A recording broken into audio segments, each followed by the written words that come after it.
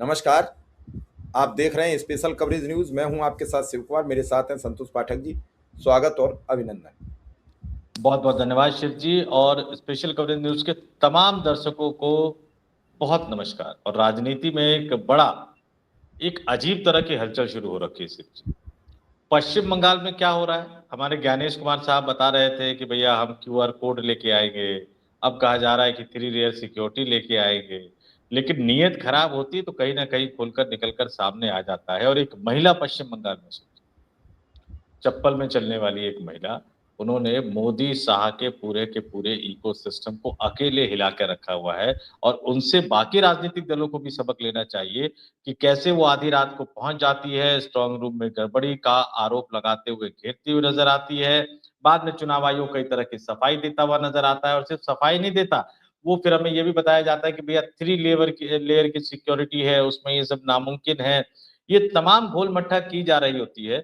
और पश्चिम बंगाल में अलग अलग जगह पर शिफ्ट, सिलीगुड़ी में बैठक हुई है, शायद कोलकाता में भी बैठक हो गई होगी या होने वाली होगी।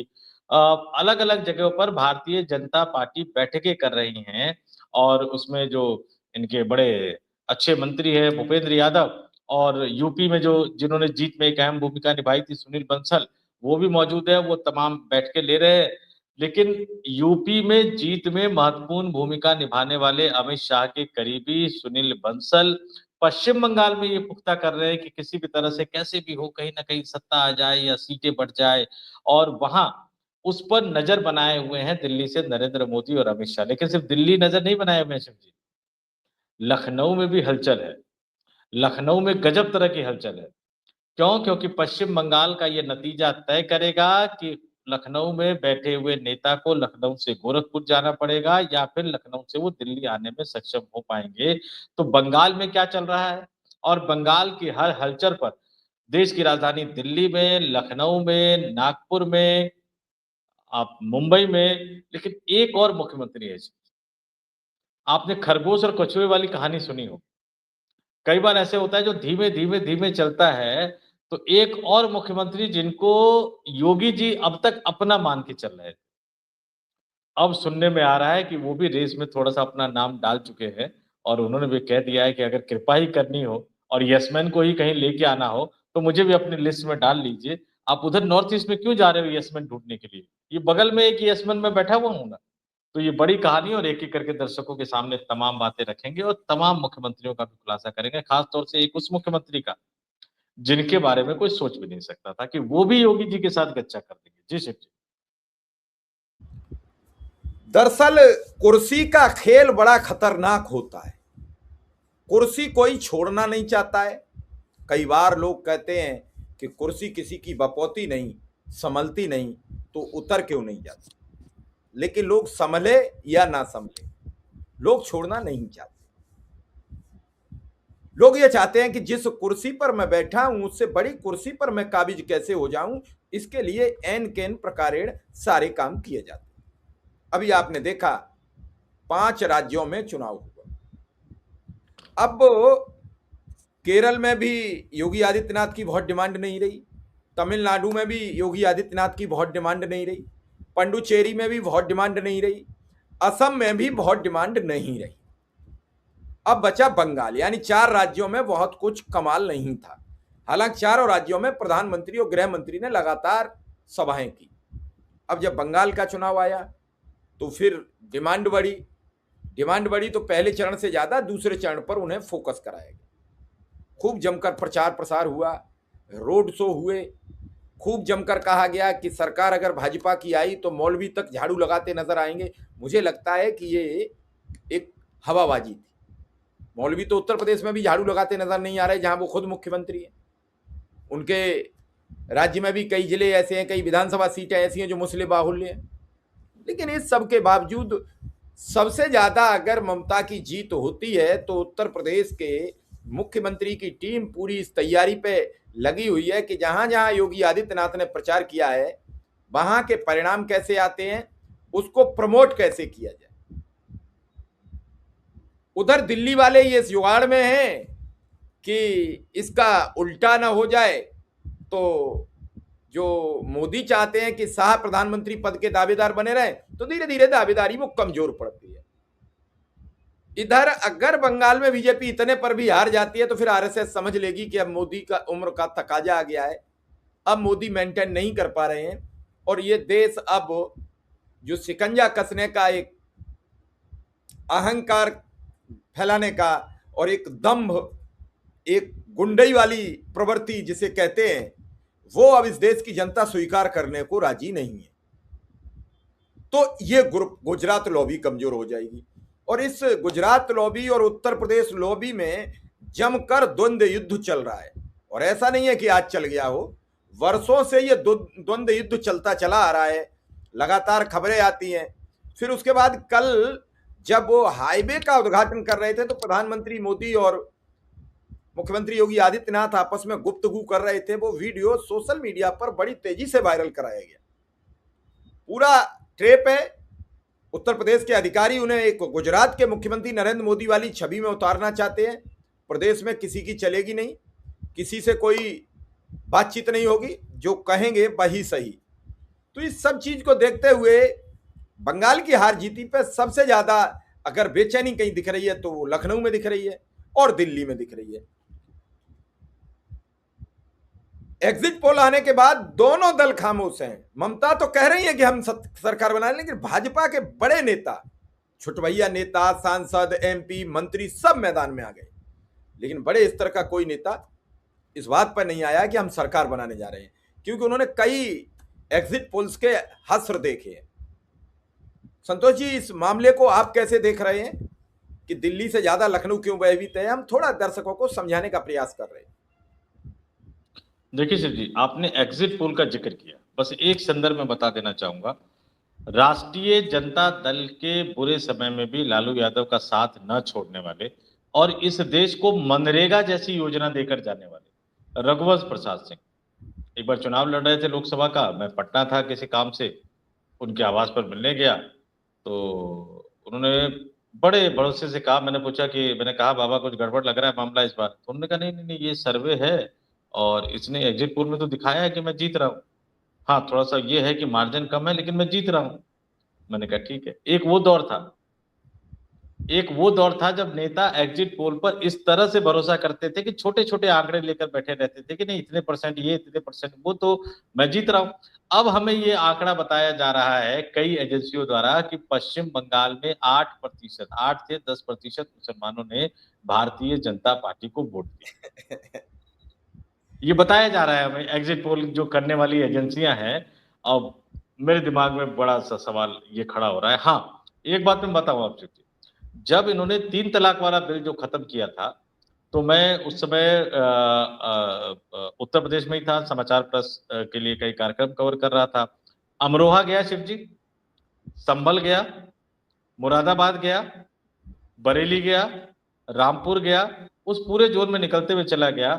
इसमें से एक जिले का मामला, अगर मैं जिला बता दूंगा तो दर्शक समझ जाएंगे, इसलिए मैं जिला भी नहीं बताऊंगा। समाजवादी पार्टी के कद्दावर मुस्लिम नेता से, उनके घर पे बैठा हुआ था मैं, उनकी पत्नी निकलकर सामने आई और बातों बातों में हुआ कि भाई मुसलमान वोट करते कि नहीं करते।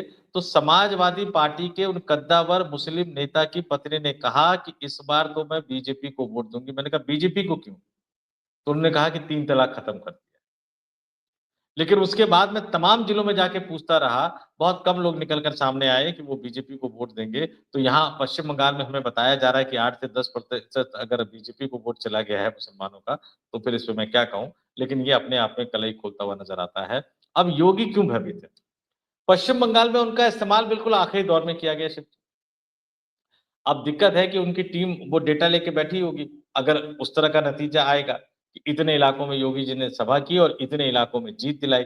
लेकिन अब वो बहुमत वाला इलाका तो बचा नहीं, उतनी रैलियां तो करवाई नहीं गई योगी आदित्यनाथ से, उससे ज्यादा तो हेमंता बिस्वा शर्मा ने की है।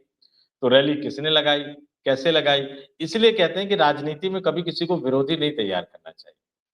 सुनील बंसल जब तक उत्तर प्रदेश के प्रभारी रहे, सत्ता यूपी में सुनील बंसल लेकर आए थे योगी आदित्यनाथ, और उनकी ऐसी टस्सल चली, फाइनली उनको प्रमोट ही एक तरह से कर दिया गया कि बाकी राज्यों की जिम्मेदारी देकर। उड़ीसा में उन्होंने अपना कामयाबी दिखाई, उन्होंने सुनील बंसल ने।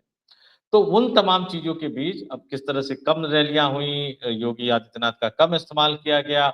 अब इसमें 3-4 चीजें संदर्भ में, अमित शाह का पूरा जो ग्रुप है, हेमंता बिश्व शर्मा की ज्यादा से ज्यादा रैलियां इसलिए करवाई क्योंकि असम के साथ अगर पश्चिम बंगाल भी जीत जाए और उसमें हेमंता बिश्व शर्मा की भूमिका होगी तो योगी के रास्ते की सबसे बड़ी रुकावट हेमंता बिश्व शर्मा बनेंगे, यानी भारतीय जनता पार्टी के अंदर प्रधानमंत्री पद के दावेदारों में वो सबसे आगे बढ़ जाएंगे। अमित शाह इस रेस में अपने आप को मानकर नहीं चल रहे हैं, मैं सीधे सीधे बता दूं, तो वो सबसे आगे बढ़ जाएंगे। वहीं योगी आदित्यनाथ का कैंप है, उनको लगता है कि अगर ऐसा हुआ, यानी वाकई पश्चिम बंगाल भी जीत गए, असम भी जीत गए, तो फिर योगी आदित्यनाथ को ये दबाने की कोशिश करेंगे और योगी आदित्यनाथ को यूपी तक सीमित रखने की कोशिश करेंगे और इसको भी सुनिश्चित करेंगे कि 2027 में भारतीय जनता पार्टी जो है वो उत्तर प्रदेश में मुख्यमंत्री का चुनाव ना जीत पाए। इसलिए योगी आदित्यनाथ की नजरें इन नतीजों पर बनी हुई है क्योंकि इन पांचों राज्यों, 4 राज्य और 1 यूनियन टेरिटरी में भारतीय जनता पार्टी की हार ये मोदी शाह की जोड़ी की हार मानी जाएगी। असम की हार मोदी शाह और शाह के लाडले हेमंता बिश्व शर्मा की हार मानी जाएगी। पश्चिम बंगाल की हार मोदी शाह और उनके तमाम लाडलों की हार मानी जाएगी और अगर ये जीत जाते हैं तो वो योगी आदित्यनाथ भारतीय जनता पार्टी की अंदरूनी राजनीति में थोड़े से कमजोर होते नजर आएंगे और इसलिए उत्तर प्रदेश में खलबली मची हुई है। लखनऊ में एक तरह से चिंता बढ़ गई है और दिल्ली से ज्यादा मुझे लगता है लखनऊ वाले इंतजार कर रहे हैं कि भैया क्या नतीजा आएगा, और लोगों से पूछ भी रहे हैं, सर्वे एजेंसियों से भी संपर्क साधा जा रहा है कि क्या एग्जिट पोल जो बता रहे हैं वो सही है। लेकिन जब हम इन तमाम चीजों की बात करते हैं तो फिर हमें एक राष्ट्रीय चैनल ध्यान में आता है शिव जी, सोशल मीडिया पे गजब हो रखा है कि उसने अपने ही बांग्ला चैनल द्वारा किए गए एग्जिट पोल के नंबर को अपने राष्ट्रीय चैनल पर उन्होंने नहीं दिखाया, हिंदी चैनल पर नहीं दिखाया है। बड़े क्रांतिकारी संपादक वहां पे बैठते हैं, हालांकि उनके साथ जो पैनलिस्ट बैठते हैं उसमें मुझे कभी कभी लगता है कि खास जाति के लोग होते हैं, लेकिन ठीक है, वो उनकी अपनी इच्छा है। लेकिन इस बीच मैंने एक चीज और बताई थी शिव जी, कछुआ और खरगोश की कहानी। ये तो बीजेपी में ट्रेंड हो गया है कि नेताओं के खिलाफ एफआईआर कर दो, सवाल उठाने वालों के खिलाफ एफआईआर कर दो, पत्रकारों के खिलाफ एफआईआर कर दो। लेकिन इस रेस में आपको पता है सबसे आगे कौन निकल गया है? शुरुआत तो कई सारे मुख्यमंत्रियों ने किया था। इस रेस में वो राज्य का मुख्यमंत्री आगे निकल गया है जहां से कुल जमा 5 सांसद आते हैं। यूसीसी सबसे पहले लागू किया। हाल में 35 सोशल मीडिया अकाउंट पर कार्रवाई करने के एक तरह से उन्होंने आदेश दे दिए और उस 35 में उत्तराखंड के कई बड़े पत्रकार शामिल है और सबसे बड़ी बात है, जो हिंदू मुस्लिम करने वाला एक चैनल है ना शिव जी चौहान साहब का, सुदर्शन, उसके भी ऑफिशियल अकाउंट को मुख्यमंत्री ने डाल दिया है। तो यहाँ वो धीरे धीरे आगे बढ़ते चले जा रहे हैं और 80 सांसद को चुनने वाले राज्य उत्तर प्रदेश से आने वाले मुख्यमंत्री को अगर वो केंद्र की राजनीति में आ जाते तो कंट्रोल कर पाना किसी के लिए संभव नहीं। अगर एक बार तो आप योगी को अपना मान के प्रधानमंत्री बना दोगे, लेकिन इस देश की राजनीति ने देखा है, इंदिरा गांधी को गूंगी गुड़िया बोलकर प्रधानमंत्री बनाया गया था शिव जी, और सबको साफ कर दिया उन्होंने। योगी आदित्यनाथ को 2017 में दुश्मन का दुश्मन दोस्त इस तरह से मान के बनाया गया था कि हमारे ताबे में रहेंगे, हमारे हिसाब से काम करेंगे। अब योगी आदित्यनाथ सबके कंट्रोल से बाहर निकल गए। क्यों? क्योंकि उनको पता है कि मैं जिस राज्य से जाता हूं वो राज्य 80 लोकसभा सांसद चुनकर भेजता है और इस बार थोड़ा सा झटका उत्तर प्रदेश ने दे दिया तो मोदी साहब सीधे 303 से 240 पर आकर अटक गए। ये तमाम चीजें हैं और इसलिए बीजेपी की हलचल अलग तरह से बढ़ती जा रही है। 1 मई तो हो गया शिव जी, हम लोग जब बात कर रहे हैं आप समझ लीजिए 7 बजे के लगभग का समय है, 1 मई की तारीख हो गई है और 2 24 घंटे, 3 24 घंटे, 48 घंटे और अगले दिन 7 बजे तक आप मान लीजिए तो 48 12 60 घंटे हो गए और उसके बाद आप 12 1 बजे तक मान लीजिए कि सब कुछ निकल के सामने आ जाएगा। तो 65 66 घंटे में सब कुछ निकल कर सामने आ जाएगा। लेकिन इस 65-66 घंटों में दिल्ली वालों की धड़कनें भी बढ़ी हुई है, लखनऊ वालों की धड़कनें भी बढ़ी हुई है और एक और व्यक्ति की धड़कन बढ़ी हुई है, आप इग्नोर नहीं कर सकते हो, ज्ञानेश कुमार की भी धड़कन बढ़ी हुई है। जो टास्क दिया गया अगर वो टास्क कंप्लीट नहीं होगा तो फिर क्या? नहीं, अभी तो ज्ञानेश कुमार ने 15 बूथों पर पुनर्मतदान का ऐलान कर दिया है। जो कल तक दुहाई दे रहे थे कि बहुत शांतिपूर्ण मतदान हुआ, किसी भी चरण में कोई पुनर्मतदान नहीं हुआ, हिंसा नहीं हुई, तो आखिर ये क्या हुआ? तो 15 विधानसभा सीटों पर पुनर्मतदान होगा और पुनर्मतदान के साथ फिर एक मेरा सवाल है कि योगी जी आखिर मोदी और शाह से इतने भयभीत क्यों हैं?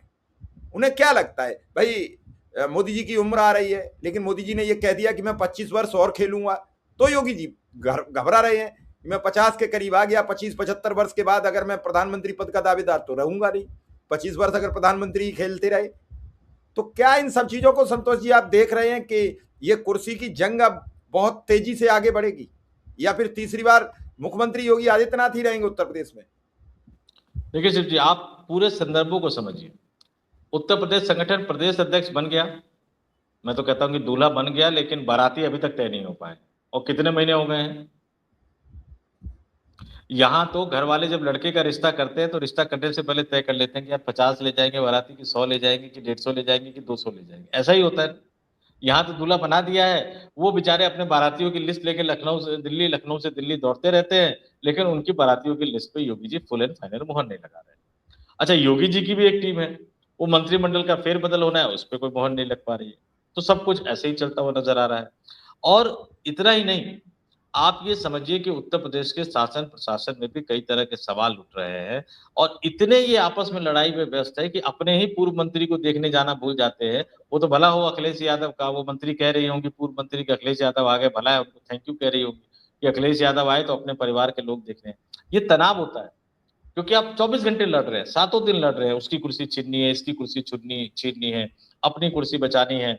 और योगी को मोदी शाह से ज्यादा डर नहीं लग रहा, क्योंकि उनको पता है कि ये विदाई की बेला पर डर उनको ये लग रहा है कि मोदी शाह अगर विदा होने से पहले किसी हिमंता बिश्व शर्मा को बिठा के चले जाते हैं, या देवेंद्र फडणवीस को बिठा के चले जाते हैं, या पुष्कर सिंह धामी को बिठा के चले जाते हैं, या कोई और पर्ची वाला निकाल के सामने ले आते हैं, तो फिर योगी आदित्यनाथ का प्रधानमंत्री बनने का सपना पूरी तरह से टूट जाएगा। और सिर्फ प्रधानमंत्री बनने का सपना ही नहीं, शायद वो मुख्यमंत्री भी लंबे समय तक नहीं रह पाएंगे, क्योंकि जो नया वाला आएगा वो युवा होगा शिव।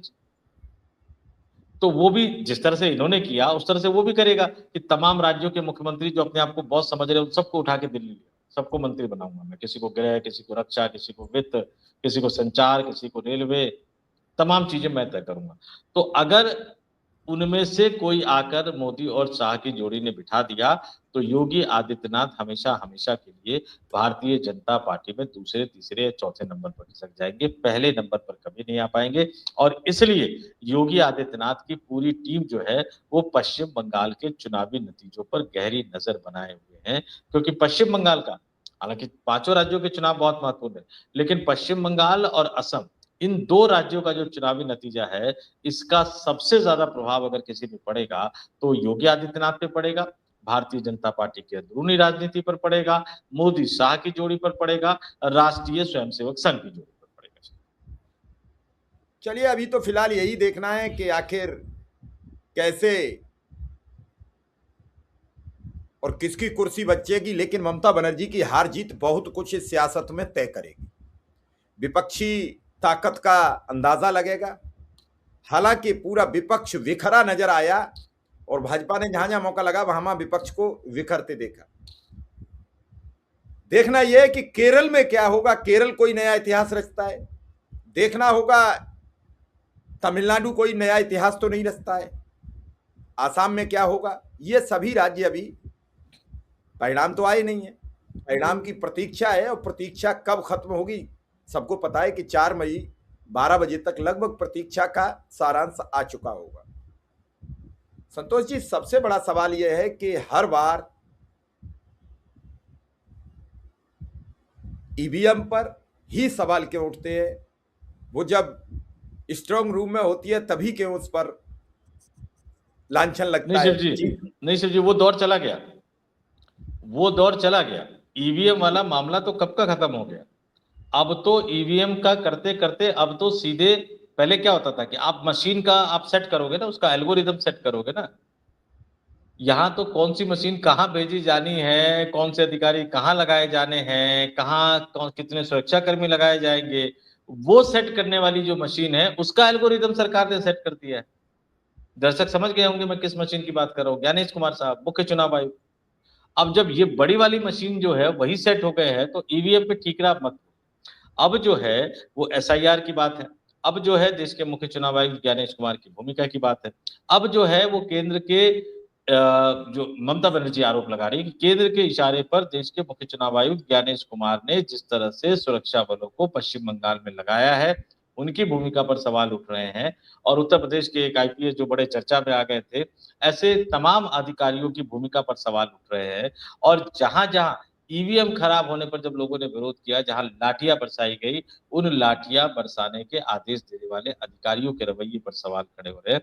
अब तो शुक्र मना लीजिए, ईवीएम की इज्जत बच गई। अब तो ईवीएम कह रहा होगा कि थैंक यू ज्ञानेश कुमार जी, आपने हमारी इज्जत बचा ली। अब ईवीएम की बात नहीं होती, अब तो सीधे आप ही हो। अब तो हमारा जो है मैकेनिज्म, क्या आप उसको छेड़छाड़ करोगे। अब तो जो हमें लगाने वाला जो मुखिया है संस्थान का, उसी को सरकार ने मैनेज कर दिया है। तो अब ईवीएम बच गई है और 4 मई को चुनावी नतीजे आने के बाद एक नई तरह की लड़ाई, आरोप प्रत्यारोप का एक नए तरह का दौर हमें देखने को मिलने वाला है। चलिए, हम दर्शकों से भी सवाल करेंगे कि क्या ममता बनर्जी की हार जीत पर इन कुर्सियों पर कोई असर आपको पड़ते दिख रहा है। हमें ज़रूर बताइए, हमें आपके जवाब की प्रतीक्षा रहेगी। संतोष जी, आपका बहुत बहुत आभार, बहुत बहुत धन्यवाद। बहुत बहुत धन्यवाद, बहुत बहुत आभार।